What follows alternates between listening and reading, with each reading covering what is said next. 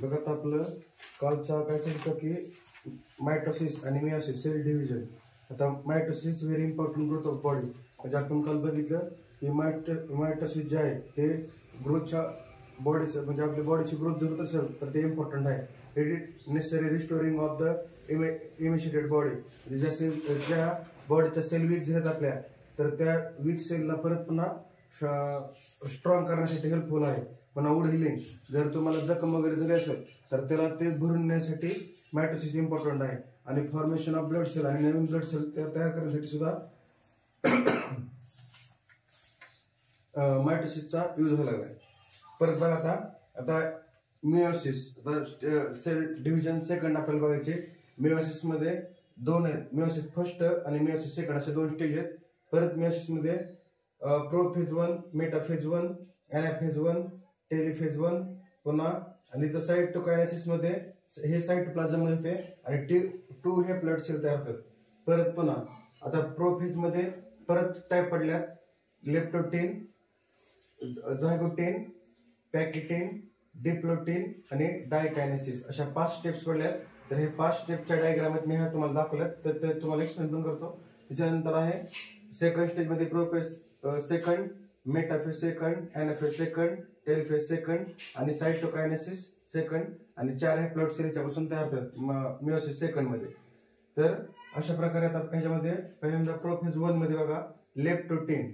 आता लेप्टोटिन मध्ये काय होते बघा, chromatin network condensation and start converting into the chromosome. बघा आता ह्या ठिकाणी काय झालंय तुम्हाला माहिती आहे, आपण बघितलंय क्रोमॅटिन फायबर पासून काय तयार होते, क्रोमोसोम तयार होते. आणि ह्या क्रोमोसोम पासून तर हे क्रोमोसोम तुम्हाला ह्या न्यूक्लियसच्या ह्याच्यामध्ये दिसेल, समजतंय. म्हणजे हे क्रोमोसोम न्यूक्लियस आणि हे कोण आहेत सेंट्रिओल्स आहेत. आता सेंट्रिओल्स ह्या ठिकाणी तयार होतात असे आणि ते सुद्धा काय करतात, त्यांची डुप्लिकेट कॉपी तयार करतात. बघा तुम्हाला दाखवलं तर द क्रोमॅटिक नेटवर्क कंडेन्सेशन म्हणजे क्रोमॅटिक फायबर ज्यावेळेस कंडेन्सेशन होतात तर त्याच्यापासून क्रोमोसोम्स तयार झाले ह्या ठिकाणी. आणि परत ह्या दुसरा पॉईंट काय की centriole duplicate and move the opposite pole. आता हे सेंट्रिओलचं पण डुप्लिकेट होत आहे आणि दोघं पण हे अपोजिट पोल येतात. म्हणजे ह्या ठिकाणी इथून जे आहेत ते दोघं पण अपोजिट पोल येतात. तर ह्या ठिकाणी आपली लेप्टोटिन हे जे प्रोफेज मध्ये फर्स्ट स्टेज आहे तर ते आपली झाली कम्प्लीट. म्हणजे काय झालं, क्रोमॅटिन फायबर पासून कंडेन्सेशन झाले आणि त्याच्यापासून क्रोमोसोम तयार झाले आणि सेंट्रिओलचं पण काही डुप्लिकेट झालं आणि ते पण दोघं जण अपोजिट साईडला आले आणि ह्या ठिकाणी आपली लेप्टोटिन नावाची फेज पहिली संपली.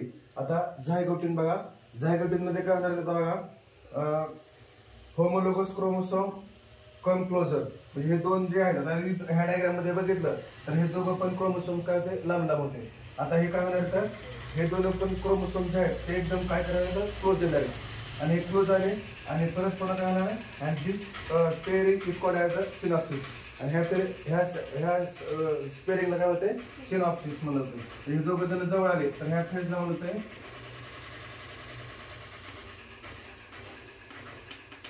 सिनॉप्सिस म्हणत आहे. म्हणजे ह्या ठिकाणी होमोलोगस क्रोमोसोम जे होते तर ते काय झाले, होमोलोगस ते जवळ आले आणि सेंट्रिओल जे आहे त्या ठिकाणी थांबले आणि ह्या प्रोसेसला म्हणत आहे सिनॉप्सिस, समजतंय. तर हे सेकंड स्टेज या ठिकाणी आपली झायगोटिन पण कम्प्लीट झाली. आता स्टेज नंबर 3 आहे पॅकिटिन. आता बघा पॅकिटिन मध्ये काय लागले, आता इथं हे दोघं जण बघा आता सिस्टर क्रोमाइड आर विजिबल. आता तुम्हाला इथं दोन्ही पण ह्या होमोलोगस पेअर मध्ये क्रोमोसोम्स काय लागले तर क्लिअरली तुम्हाला काय लागले तर विजिबल व्हायला लागले.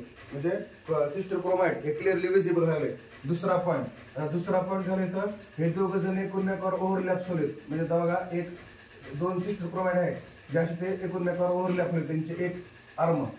तर ह्या प्रोसेसला म्हणजे बघा इथं काय दिलंय सिस्टर क्रोमाइड. आता पहिला पॉईंट आहे की सिस्टर क्रोमाइड तुम्हाला विजिबल आहे. दुसरा crossing over occur between the non sister chromatid. आता हे नॉन सिस्टर क्रोमाइड आहेत, हे दोघं जण सिस्टर क्रोमाइड नाहीत, नॉन सिस्टर क्रोमाइड आहेत. पण दोघं पण काय तर दोनांचे पण आर्म जे आहेत ते एकमेकावर काय होतं ओव्हरलॅप होलेत. आणि ह्याच्यामधून सगळ्यात महत्वाचं काय की लीड टू जेनेटिक रिकॉम्बिनेशन व्हायला यांचं, समजतंय. जेनेटिक रिकॉम्बिनेशन म्हणजे डीएनए पासून काय म्हणते क्रोमोसोम मध्ये आणि डीएनए मध्ये काय असते जीन्स असते. तर हे जीनचं रिकॉम्बिनेशन ह्या स्टेज मध्ये व्हायला लागले. म्हणजे हे सगळ्यात महत्वाची स्टेप्स आहे ज्याला आपण काय म्हणतो पॅकेटिंग. म्हणजे पॅकेटिंग मध्ये एक पहिलं की तुम्हाला सिस्टर क्रोमाइड जे आहेत ते क्लिअरली विजिबल होले. दुसरा पॉईंट आहे की हे दोघं जण एकमेकावर क्रॉसिंग होताना ओव्हरलॅप व्हायला आणि त्यालाच ओव्हरलॅप प्रोसेस त्यालाच पुन्हा काय होतंय जेनेटिक रिकॉम्बिनेशन व्हायला यांचं समजतंय. आणि जेनेटिक रिकॉम्बिनेशन होऊन म्हणजे ह्या फेजमध्ये जेनेटिक रिकॉम्बिनेशन लागले कारण ओव्हरलॅपमुळे झाल्यामुळं जीन्सचं रिकॉम्बिनेशन व्हायला लागले. आपण बघितलंय की जेनेटिक इंजिनिअरिंग काय इम्पॉर्टंट आहे तर आपण जीन्सचं रिकॉम्बिनेशन करू शकतो आणि हे डीएनए मध्ये जीन्स असतील तर त्या ठिकाणी ह्या फेजमध्ये हे व्हायला लागले. तर ह्या ठिकाणी पॅकेटिंग हे पण स्टेज जे आहे ते समाप्त झाले आपले समजतंय. म्हणजे सिस्टर क्रोमॅट जे आहेत ते विजिबल होलेत, दोन नॉन सिस्टर क्रोमॅट जे आहेत ते एकमेकावर ओव्हरलॅप होलेत आणि ह्याच प्रोसेसला म्हणतात जेनेटिक रिकॉम्बिनेशन संपलं. इथं एवढंच याच्यामध्ये. पुन्हा डिप्लोटिन आहे. डिप्लोटिन मध्ये काय लागले की homologous chromosome start repelling each other. आता बघा ह्या ठिकाणी ओव्हरलॅप झालते, ह्या ठिकाणी दोघं जण काय लागले ते सिस्टर क्रोमॅट एकूणपेकासून रिपेलिंग म्हणजे काय दूर झालेले म्हणजे एकूणपेकासून असे लांब झालेले. तर पण ह्यांचे दोन जे आर्म जे होते आता इथं ओव्हरलॅप होते एकूणपेकावर असे तर ह्या ठिकाणी ह्याचा जो पार्ट आहे तो इथं असा टच झालेलाच राहणार थोडासा समजतंय. म्हणजे ह्यांच्यामध्ये अशी थोडीशी टचिंग राहणार म्हणजे दोघं जण थोडेसे काय होते लांब जाते लांब झालेत ह्या फेजमध्ये. पण ह्यांचं जे पार्ट आहेत आर्म जे म्हणतो आपण त्या ह्याचे क्रोमोसोमचे तर ते काय असणार तर ज्या चिटकलेले असणार थोडेसे जरा पण ते एकमेकांपासून काय होईल तर दूर झालेले समजतंय. परत दुसरा पॉईंट काय बघा nuclear membrane and nuclear star disappear. आता हे न्यूक्लिअर मेम्ब्रेन बघा हे आपलं जे न्यूक्लिअर मेम्ब्रेन होतं आपलं न्यूक्लियसच्या बाहेरचे जे कव्हरिंग आहे ते न्यूक्लिअर मेम्ब्रेन ते पण डिसॅपर व्हायला लागली आणि ह्या ठिकाणचं जे न्यूक्लियस होतं आपलं हे न्यूक्लियस तर हे सुद्धा डिसॅपर व्हायला म्हणजे डिसॅपरसाठी मी असं दाखवतोय असलं तर असं दाखवतोय. तर हे पण डिसॅपर व्हायला लागलं न्यूक्लिअर मेम्ब्रेन पण काय लागलं डिसॅपर व्हायला लागलं आणि न्यूक्लियस पण काय लागलं डिसॅपर व्हायला लागलं. तर ह्या स्टेजमध्ये डिप्लोटिन मध्ये एवढं व्हायला लागलं आणि ह्या ठिकाणी डिप्लोटिन नावाची प्रोसेस पण आपली समाप्त झाली प्रोफेज 1 मध्ये मेयोसिस 1. आणि बघा आणि लास्टचे आहे डायकायनेसिस. आता डायकायनेसिस मध्ये काय लागलं बघा द क्रोमोसोम फर्दर कंडेन्सेशन. आता हे क्रोमोसोम परत आणि कंडेन्सेशन करतील आणि कंडेन्सेशन करून काय होणार यांचं परत हे न्यूक्लिअर मेम्ब्रेन आहे हे न्यूक्लिअर मेम्ब्रेन पूर्ण काय होईल असं आणि न्यूक्लियस हे पण पूर्ण काय होईल डिसॅपियर होईल. म्हणजे हे दोन्ही पण ह्या ठिकाणी व्हायला लागले डिसॅपियर पण ह्या ठिकाणी कम्प्लिटली डिसॅपियर होईल. तुम्हाला पूर्ण न्यूक्लिअर मेम्ब्रेन आणि न्यूक्लियस हे दोघं पण काय होणार कम्प्लिटली डिसॅपियर होणार आहेत. तर अशा प्रकारच्या आपल्या 5 फेज होते प्रोफेज मधल्या. ह्या ठिकाणी काय झालं क्रोमोसोम कंडिशन तयार झाले म्हणजे क्रोमॅटिक फायबर पासून क्रोमोसोम तयार झाले आणि ह्याचं काय झाले सेंट्रिओलचं डुप्लिकेट व्हायला लागले आणि डुप्लिकेट होऊन दोघं पण अपोजिट साइड आले. ह्या ठिकाणी काय लागले क्रोमोसोम एकदम नीच होत राहिले आणि ह्याच प्रोसेसला म्हणतात सिनॉप्सिस समजतंय. परत इथं काय झालं की दोन सिस्टर क्रोमॅट आहेत वेगवेगळे तर हे काय एकमेकावर ओव्हरलॅप होलेत समजतंय ओव्हरलॅप होलेत आणि सिस्टर क्रोमॅट तुम्हाला विजिबल दिसलेत ओव्हरलॅप होलेत आणि ह्यालाच जेनेटिक रिकॉम्बिनेशन ह्या ठिकाणी व्हायला लागले. परत पुन्हा डिप्लोटिन मध्ये काय झाले हे chromosome repelling each other repelling म्हणजे एकापासून दूर जायला लागले आणि परत पुन्हा आणि न्यूक्लिअर मेम्ब्रेन आणि न्यूक्लियस हे पण डिसॅपियर व्हायला लागले आणि परत डायकायनेसिस मध्ये सेम व्हायला लागले की परत क्रोमोसोम कंडेन्सेशन होणार आहे आणि कंडेन्सेशन होऊन काय होणार आहे हे पूर्ण न्यूक्लिअर मेम्ब्रेन आणि न्यूक्लियस हे पूर्ण डिसॅपियर होणार आहे कम्प्लिटली डिसॅपियर होणार आहे समजतंय.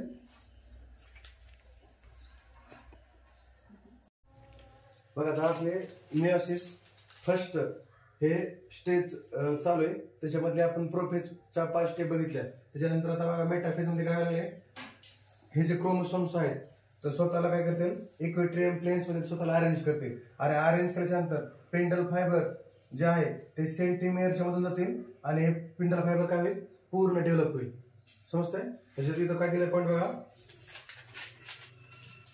Homologous chromosome arrange themselves in the equatorial plane. म्हणजे हे जे होमोलोगस क्रोमोसोम आहेत तर हे स्वतःला काय करतात एका इक्वेटोरियल प्लेन मध्ये अरेंज करतील स्वतःला सरळ ह्याच्यामध्ये येतील आणि ह्याच्यामधून आणि स्पिंडल फायबर मधून जो आहे तो सेंटीमियर्स मधून जाईल आणि एक फुल्ली डेव्हलप्ड पिंडल फायबर तयार होईल समजतंय.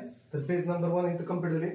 फेज मध्ये काय झालं आता homologous chromosome are pulled away to each other. हे होमोलोगस क्रोमोसोम आहेत तर ते एकमेकाला काय करतील म्हणजे पिंडल फायबर थ्रू खेचले जातील ते आणि खेचल्यानंतर एकदम पोलच्या एकदम अपोजिट जवळ येतील आणि ते अशा प्रकारे तुम्हाला दिसतील तुम्हाला म्हणजे homologous chromosome pulled away to each other हे पिंडल फायबर मार्फत हे दोघं पण काय होतील खेचले जातील आणि हे एकदम पोलच्या जवळ येऊन बसतील आणि त्यांचा आकार शेप सुद्धा काही चेंज होईल असा. आणि टेलिफेज मध्ये काय झालंय की 2 डॉटर न्यूक्लिआय ह्या ठिकाणी तयार झाल्या.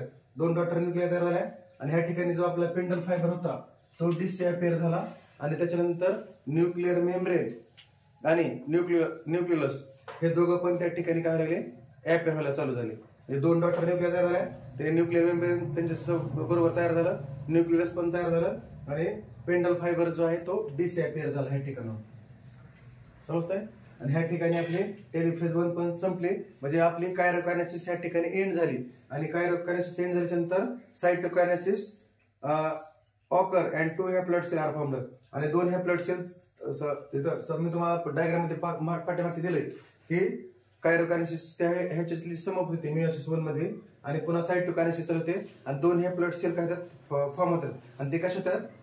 तर इथं बघा तुम्हाला माहिती आहे नॉच थ्रू काय होतील, हे नॉच डीपली जाऊन होऊन काय होतील ही सेपरेट होतील अशा. हे जसं डीपली जाईल आणि परत पुन्हा काय होतील ही अशा 2 सेपरेट 2 हॅप्लॉइड सेल काय होतील फॉर्म होतील. कोणा थ्रू? Cytokinesis through. आणि सायटोकायनेसिस कुठं होणार आहे? सायटोप्लाझम मध्ये होणार आहे. समजतंय? तर ह्या ठिकाणी आपलं पहिले म्हणजे मेयोसिस 1 संपले. आता मेयोसिस 2 काय ते बघा.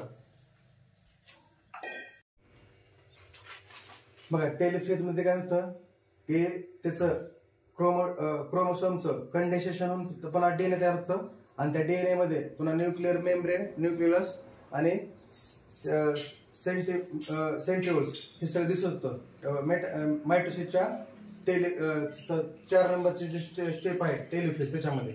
आणि आताच्या आपण याच्यामध्ये बघितलं टेलिफेज, तर ह्याच्यामध्ये काय होतं की स्पिंडल फायबर कम्प्लिटली डिसअपिअर होतं.